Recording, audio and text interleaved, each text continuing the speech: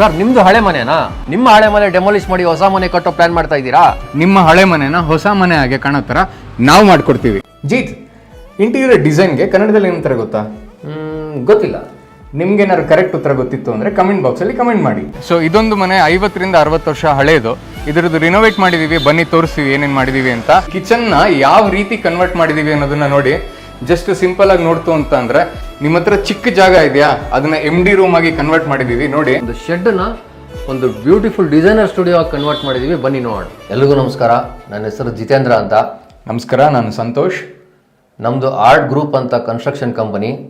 ನಮ್ಮ ತಂದೆ ಕಾಲದಿಂದನೂ ಹಲವಾರು ಬಿಲ್ಡಿಂಗ್ ಕನ್ಸ್ಟ್ರಕ್ಷನು, ರಿನೋವೇಷನು, ಇಂಟೀರಿಯರ್ ವರ್ಕ್ಸ್ ಮಾಡ್ಕೊಂಡು ಬಂದಿದ್ದೀವಿ.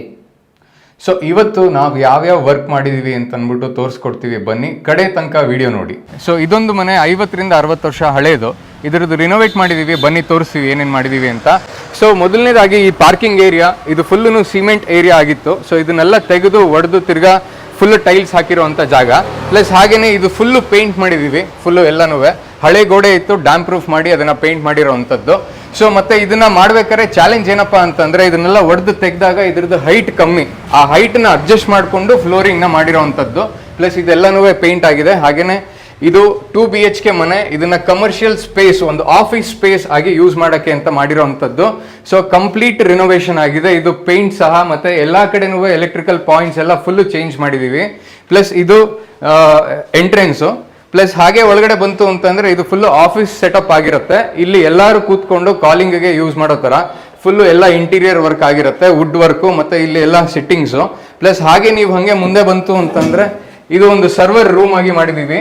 ಇದೊಂದು ಸ್ಟೋರ್ ರೂಮ್ ಆಗಿತ್ತು, ಇದನ್ನ ಸರ್ವರ್ ರೂಮ್ ತರ ಯೂಸ್ ಮಾಡ್ತಿದೀವಿ. ಪ್ಲಸ್ ಹಾಗೆ ಮುಂದೆ ಬಂದ್ರೆ ಇಲ್ಲಿ ನಿಮ್ಗೆ ಕಾನ್ಫರೆನ್ಸ್ ರೂಮ್ ಅಂತ ಬರುತ್ತೆ, ಕೂತ್ಕೊಂಡು ಮೀಟಿಂಗ್ ಮಾಡೋದಕ್ಕೆ ಅನುಕೂಲ ಆಗುತ್ತೆ. ಸರ್ ನಾವು ಹೇಳ್ದಂಗೆ ಇದೊಂದು ಬೆಡ್ರೂಮ್, ಇದನ್ನ ಕಾನ್ಫರೆನ್ಸ್ ರೂಮ್ ಆಗಿ ಕನ್ವರ್ಟ್ ಮಾಡಿದೀವಿ. ಅದೇ ರೀತಿ ನಿಮ್ಮಲ್ಲಿ ಯಾವ್ದಾನ ಒಂದು ಬೆಡ್ರೂಮ್ ಆಗಿರಲಿ ಅಥವಾ ಯಾವ್ದಾನ ನೀವು ಯೂಸ್ ಮಾಡದಿರೋ ರೂಮ್ ಆಗಿರಲಿ, ನಿಮ್ಗೆ ಯಾವ ರೀತಿ ಬೇಕಾದ್ರೂ ರಿನೋವೇಷನ್ ಮಾಡ್ಕೊಡ್ತೀವಿ. ಸೊ ಹಾಗೆ ಮುಂದೆ ಬನ್ನಿ. ನಿಮ್ಮ ಹತ್ರ ಚಿಕ್ಕ ಜಾಗ ಇದೆಯಾ, ಅದನ್ನ MD ರೂಮ್ ಆಗಿ ಕನ್ವರ್ಟ್ ಮಾಡಿದೀವಿ ನೋಡಿ. ಇದು ಜಸ್ಟ್ 10x12 ಬರುತ್ತೆ. ಸೊ ಇದು ಫುಲ್ MD ರೂಮ್ ತರ ಮಾಡಿರೋವಂಥದ್ದು. ಇದೆಲ್ಲ ಮನೀಶ್ ಮನೋತ್ರ ಲ್ಯಾಮಿನೇಟ್ಸ್ ನ ಯೂಸ್ ಮಾಡಿ, ಇಲ್ಲೊಂದು ಹಳೆ ಬೀರು ಇತ್ತು, ಅದನ್ನ ತೆಗೆದು ವಾರ್ಡ್ರೋಬ್ ಆಗಿ ಮಾಡಿರೋವಂಥದ್ದು. ಪ್ಲಸ್ ಹಾಗೇನೆ ಇದು ಬಂತು ಅಂತಂದ್ರೆ ಇದು ವಾಲ್, ಈ ವಾಲ್ಗೆ ಲ್ಯಾಮಿನೇಟ್ಸ್ ಯೂಸ್ ಮಾಡಿದೀವಿ. ಇದು ಡಿಸೈನರ್ ಲ್ಯಾಮಿನೇಟ್ಸ್, ಇದನ್ನ ಯೂಸ್ ಮಾಡಿದೀವಿ. ಪ್ಲಸ್ ಹಾಗೆ MD ಕೂತ್ಕೊಳ್ಳೋಂಥ ಜಾಗನ ಯೂಸ್ ಮಾಡ್ಕೊಂಡಿದೀವಿ. ಮತ್ತೆ ಇಲ್ಲಿ ಖಾಲಿ ಜಾಗ ಇದ್ದಿದ್ದನ್ನ ಒಂದು ನಿಶ್ ಏರಿಯಾ ಅನ್ನೋ ತರ ಕ್ರಿಯೇಟ್ ಮಾಡಿದೀವಿ. ಪ್ಲಸ್ ಹಾಗೆ ನೀವು ಆ ಕಡೆ ನೋಡ್ತು ಅಂದ್ರೆ ಅಲ್ಲೊಂದು ನಿಶ್ ಏರಿಯಾ ಮಾಡಿದೀವಿ.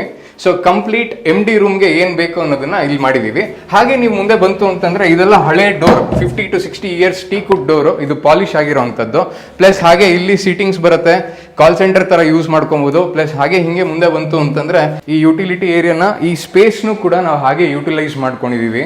ಸೊ ಜಸ್ಟ್ ಲೈಕ್ ಆಫ್ಟರ್ನೂನ್ಸ್ ಕೂತ್ಕೊಂಡು ಊಟ ಮಾಡೋದಕ್ಕೆ ಈ ಸ್ಪೇಸ್ನ ಯುಟಿಲೈಸ್ ಮಾಡಿದೀವಿ. ಪ್ಲಸ್ ಹಾಗೆ ಇಲ್ಲಿ ಇದೊಂದು ಕ್ರಿಯೇಟ್ ಮಾಡ್ಕೊಂಡಿದೀವಿ, ಈ ಏರಿಯಾ ಬರುತ್ತೆ.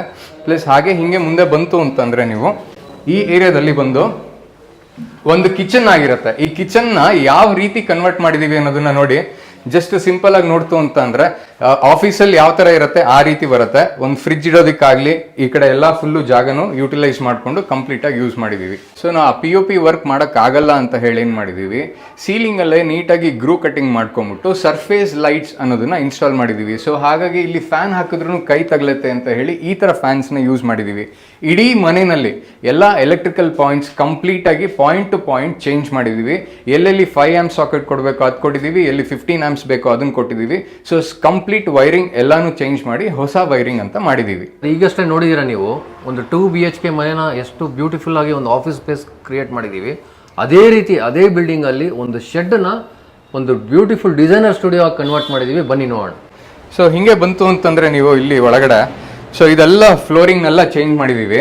ಒಂದು ಚಿಕ್ಕ ಜಾಗ, ವೆರಿ ಕಾಂಪ್ಯಾಕ್ಟ್ ಸ್ಪೇಸ್ ನಲ್ಲಿ ಯಾವ ತರ ಒಂದು ಬಿಸ್ನೆಸ್ಗೆ ಯೂಸ್ ಆಗೋ ತರ ಯುಟಿಲೈಸ್ ಮಾಡ್ಕೊಂಡಿದೀವಿ ಅಂತ ಅಂದ್ರೆ ಇದು ಫುಲ್ಲು ಜಾಗನೂ ಬೊಟಿಕ್ ಆಗಿ ಯೂಸ್ ಮಾಡಿರೋದು. ಇಲ್ಲೆಲ್ಲ ಟೈಲರಿಂಗ್ ಮಿಷಿನ್ಸ್ ಅಂತ ಮಾಡ್ಕೊಂಡಿದೀವಿ. ಇದು ಜಸ್ಟ್ 180 ಸ್ಕ್ವೇರ್ ಫೀಟ್ ಒಳಗಡೆ ಬರುತ್ತೆ. ಅಷ್ಟು ಒಳಗಡೆನೆ ಇದಿಷ್ಟು ಕಾಂಪ್ಯಾಕ್ಟ್ ಆಗಿ ಆಕ್ಯುಪೈ ಮಾಡಿದೀವಿ. ಅಂಡ್ ಟ್ರಯಲ್ ರೂಮ್ ಕೂಡ ಇದೆ, ಮತ್ತೆ ಅಲ್ಲಿ ಕೂತ್ಕೊಳ್ಳೋಕೆ ಕ್ಯಾಶ್ ಕೌಂಟರ್ ಕೂಡ ಇದೆ.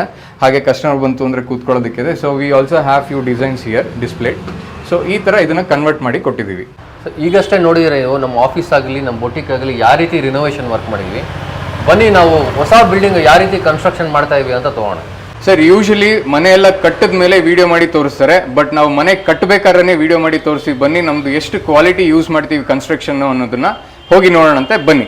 ಸರ್ ಇದೇ ನೋಡಿ ನಾವು ಕನ್ಸ್ಟ್ರಕ್ಷನ್ ಮಾಡ್ತಾ ಇರೋ ಬಿಲ್ಡಿಂಗು, ಬನ್ನಿ ಯಾವ ರೀತಿ ಕನ್ಸ್ಟ್ರಕ್ಷನ್ ಆಗ್ತಾ ಇದೆ ಅಂತ ನೋಡೋಣ. ಸೊ ಇಲ್ಲಿ ನೋಡಿ, ಇದು ಆಚೆ ಕಡೆ ಎಲಿವೇಶನ್ ಈ ಥರ ಬರುತ್ತೆ, ಇದು ಬಾಲ್ಕನಿ ಏರಿಯಾ ಮತ್ತು ಅದು ಸ್ಟೇರ್ಸ್, ಇದು ಪಾರ್ಕಿಂಗ್ ಏರಿಯಾ ಅಂತ ಅಂದ್ಬಿಟ್ಟು ಹಾಗೆ ಒಳಗೋಗೋಣ ಏನೇನಿದೆ ಅಂತ ತೋರಿಸ್ತೀನಿ. ಸೊ ಇದು ಪಾರ್ಕಿಂಗ್ ಏರಿಯಾ ಬರುತ್ತೆ. ನೀವು ಆರಾಮಾಗಿ 4 ಮನೆಯಲ್ಲಿ 4 ಕಾರ್ಗಳಿತ್ತು ಅಂದರೆ ಕಾರು ಪ್ಲಸ್ 2 ವೀಲರ್ ನಿಲ್ತ್ಕೊಳ್ಳೋದಕ್ಕೆ ಜಾಗ ಎಷ್ಟು ಬೇಕೋ ಅಷ್ಟು ಅಂತ ಕರೆಕ್ಟಾಗಿ ಬಿಟ್ಟಿದ್ದೀವಿ. ಅದು ಹಾಗೆ ಈ ಕಡೆ ಬಂತು ಅಂತ ಅಂದರೆ ನಿಮಗೆ ಲಿಫ್ಟ್ ಎಂಟ್ರೆನ್ಸ್ ಅಂತ ಸಿಗುತ್ತೆ, ಪ್ಲಸ್ ಹಾಗೆ ಸ್ಟೇರ್ ಎಂಟ್ರೆನ್ಸ್ ಅಂತಲೂ ಸಿಗುತ್ತೆ. ಸೊ ಇದು ಲಿಫ್ಟ್ ಆಗುತ್ತೆ, ಇದು ಸ್ಟೇರ್ ಕೇಸ್ ಇರುತ್ತೆ, ಇದು ಮೇನ್ ಗೇಟಿಂದ ಬಂತು ಅಂದರೆ ಪಾರ್ಕಿಂಗ್ ಏರಿಯಾ, ಹಾಗೆ ಒಳಗಡೆ ಬಂತು ಅಂದರೆ ಲಿಫ್ಟ್ ಮತ್ತು ಸ್ಟೇರ್ ಕೇಸು. ಮೇಲ್ಗಡೆ ಹೋಗೋಣಂತೆ ಫಸ್ಟ್ ಫ್ಲೋರಲ್ಲಿ ಏನಿದೆ ಅಂತ ತೋರಿಸ್ತೀನಿ. ಸೊ ಇದು ನೋಡಿ ಫಸ್ಟ್ ಫ್ಲೋರು. ಈ ಫಸ್ಟ್ ಫ್ಲೋರಲ್ಲಿ ಈ ಫಸ್ಟ್ ಬಂದು ನಿಮಗೆ ಇಲ್ಲಿ ಲಿಫ್ಟ್ ಸಿಗುತ್ತೆ, ಪ್ಲಸ್ ಹಾಗೆ ಸ್ಟೇರ್ ಕೇಸ್ ಏರಿಯಾ ಬರುತ್ತೆ. ಹಾಗೆ ಮುಂದೆ ಬಂತು ಅಂತಂದರೆ ನಿಮಗೆ ಇದು ಕಾರಿಡೋರ್ ಆಗುತ್ತೆ, ಎಂಟ್ರೆನ್ಸ್ ಕಾರಿಡೋರ್ ಬರುತ್ತೆ. ಸೊ ಇಲ್ಲಿ ನಾವು ಯೂಸ್ ಮಾಡಿರೋವಂಥದ್ದು ಬಂದು ಲಪೋತ್ರ ಗ್ರಾನೈಟ್ ಅಂತ. ಇಲ್ಲಿ ಗೋಡೆಗೂ ವಾಲ್ ಕೂಡ ನಮಗೆ ಲಪೋತ್ರ ಗ್ರಾನೈಟೇ ಬರುತ್ತೆ. ಹಾಗೆ ಬಂದರೆ ಇದು main door, it's completely made of teak wood frame ಇಟ್ಟಿದ್ದೀವಿ. ಒಳಗಡೆ ಬಂತು ಅಂದರೆ ಫ್ಲೋರಿಂಗ್ ಬಂದ್ಬಿಟ್ಟು ನಾವು ಇಟಾಲಿಯನ್ ಮಾರ್ಬಲ್ ಅನ್ನೋದನ್ನ ಯೂಸ್ ಮಾಡಿರ್ತೀವಿ. ಪ್ಲಸ್ ಹಾಗೆ ಇದು ಹಾಲ್ ಏರಿಯಾ ಅಂದರೆ ಲಿವಿಂಗ್ ಏರಿಯಾ, ದೊಡ್ಡ ವಿಂಡೋಸ್ ಬರುತ್ತೆ, ಟೀಕ್ ವುಡ್ ಡೋರು. ಪ್ಲಸ್ ಈ ಕಡೆ ಬಂತು ಅಂತಂದರೆ ಇದು ನಿಮಗೆ ದೇವ್ರ ಮನೆ ಆಗಿರುತ್ತೆ, ಪ್ಲಸ್ ಅಲ್ಲೊಂದು ಗೆಸ್ಟ್ ರೂಮ್ ಅಂತ ಇರುತ್ತೆ. ಇದು ಬಂದು ಕಿಚನ್ ಏರಿಯಾ ಆಗುತ್ತೆ. ಸೊ ಇದು ನೋಡಿ ಕಿಚನ್ ಏರಿಯಾ ಆಗುತ್ತೆ. ಇದಿಷ್ಟು ಬಂದು ಡೈನಿಂಗ್ ಏರಿಯಾ ಅಂತ, ಡೈನಿಂಗ್ ಟೇಬಲ್ ಇಟ್ಕೊಬೋದು ಇಲ್ಲಿ. ಸೊ ಹಾಗೆ ಮುಂದೆ ಬಂತು ಅಂತಂದರೆ ಇದು ನಿಮಗೆ ಕೌಂಟರ್ ಸಿಗುತ್ತೆ. ಇದಿಷ್ಟು ಕಿಚನ್ ಏರಿಯಾ ಆಗಿರುತ್ತೆ. ಪ್ಲಸ್ ಇಲ್ಲಿ ನಿಮಗೆ ಇದೊಂದು ಜಸ್ಟ್ ಒಂದು ಸ್ಮಾಲ್ ಸ್ಪೇಸ್ ಯುಟಿಲಿಟಿ ಜಾಗ ಅಂತ ಅಂದ್ಬಿಟ್ಟು ಕ್ರಿಯೇಟ್ ಮಾಡಿದ್ದೀವಿ. ಇಲ್ಲಿ ನೀವು ವಾಷಿಂಗ್ ಮಿಷಿನ್ ಇಟ್ಕೊಬೋದು, ಡಿಶ್ ವಾಷರ್ ಇಟ್ಕೊಬೋದು, ಏನು ಬೇಕಾದ್ರೂ ಇಟ್ಕೊಬೋದು. ಒಂದು ಚಿಕ್ಕ ಜಾಗ ಆಗಿರುತ್ತೆ ಇದು. ಸರ್ ಬನ್ನಿ ನಮ್ಮ ಜೋಡಿ ಮನೆ ಡೂಪ್ಲೆಕ್ಸ್ ಹೌಸ್ ನೋಡೋಣ ಹೇಗಿದೆ ಅಂತ. ಸೊ ಇದು ಮೇನ್ ಡೋರ್ ಎಂಟ್ರೆನ್ಸ್ ಆಗುತ್ತೆ, ಇದು ಟೀಕ್ ವುಡ್ ಅಲ್ಲಿ ಇರುತ್ತೆ. ಇದಿಷ್ಟು ಹಾಲ್ ಏರಿಯಾ ಅಂತ ಬರುತ್ತೆ.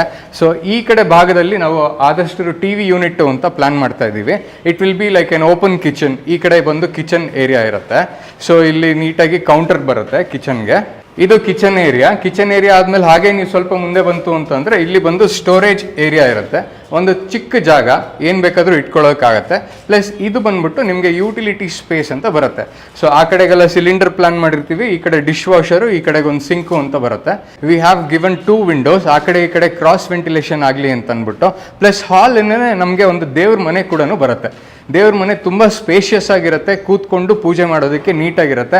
ಅದ್ರ ಪಕ್ಕ ಒಂದು ಚಿಕ್ಕ room, that is for the study room, ಮಕ್ಕಳಿಗೆ ಯೂಸ್ ಮಾಡ್ಕೊಬೋದು, ಚಿಕ್ಕ ರೂಮ್ ಆಗಿರುತ್ತೆ ಅದು. ಪ್ಲಸ್ ಹಾಗೆ ಮುಂದೆ ಹೋಯ್ತು ಅಂತಂದರೆ ಇಲ್ಲಿ ಸ್ಟೇರ್ ಕೇಸಿಂದ ಮೇಲೆ ಹೋದರೆ ಮೇಲ್ಗಡೆ ರೂಮ್ಸ್ ಇದೆ, ಅದನ್ನು ತೋರಿಸ್ತೀನಿ. ಫಸ್ಟ್ ಫ್ಲೋರಲ್ಲಿ ನೆಕ್ಸ್ಟ್ ಏನಪ್ಪ ಮಿಸ್ಸಿಂಗು ಅಂತಂದರೆ ಇಲ್ಲಿ ಒಂದು ರೂಮ್ ಅಂತ ಬರುತ್ತೆ. So this is like A common bathroom ಆಗಿರುತ್ತೆ, ಚಿಕ್ಕದಾಗಿದೆ. ಪ್ಲಸ್ ಇಲ್ಲೊಂದು ರೂಮ್ ಇರುತ್ತೆ. ಈ ಭಾಗ ಎಲ್ಲ ಫುಲ್ಲು ನಿಮಗೆ ವಾರ್ಡ್ರೋಬ್ ಆಗಿರುತ್ತೆ. ಮತ್ತು ನಿಮ್ಗೆ ಇಲ್ಲೂ ಒಂದು ಬಾಲ್ಕನಿ ಬರುತ್ತೆ. ಪ್ಲಸ್ ಇದಕ್ಕೆ ಪೌಡರ್ ರೂಮ್ ಕೂಡ ಬರುತ್ತೆ. ಪ್ಲಸ್ ಹಾಗೇನೆ ನಿಮಗೆ ವಾಶ್ರೂಮ್ ಕೂಡ ಉಂಟು. ಇದು ಫಸ್ಟ್ ಫ್ಲೋರು. ಪ್ಲಸ್ ಹಾಗೆ ಮೇಲೆ ಹೋಗೋಣಂತೆ, ಮೇಲೆ ಏನು ರೂಮ್ಸ್ ಇದೆ ಅಂತ ತೋರಿಸ್ತೀನಿ. ಸೊ ಸ್ಟೇರ್ಸಿಂದ ಮೇಲ್ಗಡೆ ಬಂತು ಅಂತಂದರೆ ಇದು ನೆಕ್ಸ್ಟ್ ಫ್ಲೋರ್ಗೆ ಬರ್ತೀವಿ. ಸೊ ಈ ಭಾಗದಲ್ಲಿ ಏನಿರುತ್ತೆ ಅಂತಂದರೆ ಫಸ್ಟ್ ಎಂಟರ್ ಆಗ್ತಾ ಇದ್ದಂಗೆ ಫಸ್ಟ್ ಸಿಗೋದು ನಿಮ್ಗೊಂದು ರೂಮು. ಇದು ಒಂದು ದೊಡ್ಡ ರೂಮ್, ಅದು ಮಾಸ್ಟರ್ ಬೆಡ್ರೂಮ್ ಅಂತಲೇ ಕನ್ಸಿಡರ್ ಮಾಡ್ಬೋದು. It will have attached bathroom ಕೂಡ ಇರುತ್ತೆ ಇದಕ್ಕೆ. ಸೊ ಈ ಕಡೆ ಬಂತು ಅಂದರೆ ಬಾತ್ರೂಮ್ ಇರುತ್ತೆ. ಸೊ ಫುಲ್ ದೊಡ್ಡ ರೂಮ್ ಆಗಿರುತ್ತೆ ಇದು. ಆ ರೂಮ್ ಆದಮೇಲೆ ಇಲ್ಲಿ ಬಂತು ಅಂದರೆ ಇದು ಫುಲ್ ಕಂಪ್ಲೀಟ್ ಓಪನ್ ಏರಿಯಾ. ಈ ಏರಿಯಾನ ನಾವು ಸಿಟ್ಔಟ್ ಥರ ಪ್ಲಾನ್ ಮಾಡ್ತಾ ಇದ್ದೀವಿ.